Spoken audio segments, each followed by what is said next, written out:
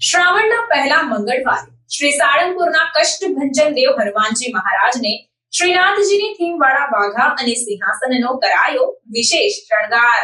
શ્રાવણ માસના પહેલા મંગળવારે શ્રી સાળંગપુર ખાતે બિરાજમાન શ્રી કષ્ટભંજન દેવ હનુમાનજી મહારાજને શ્રીનાથજીની થીમવાળા વાઘા અને સિંહાસનનો શણગાર કરાયો છે।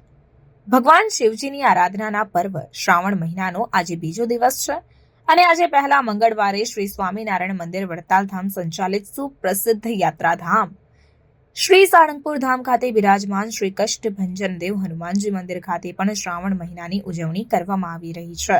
ત્યારે પરમ પૂજ્ય શાસ્ત્રી સ્વામી હરિપ્રકાશ દાસજીની પ્રેરણા અને કોઠારી વિવેક સાગર સ્વામીના માર્ગદર્શનથી દાદાને વિશેષ શ્રીનાથજીની થીમવાળા વાઘા પહેરાવવામાં આવ્યા છે અને સિંહાસનને વિશેષ શણગાર કરાયો છે।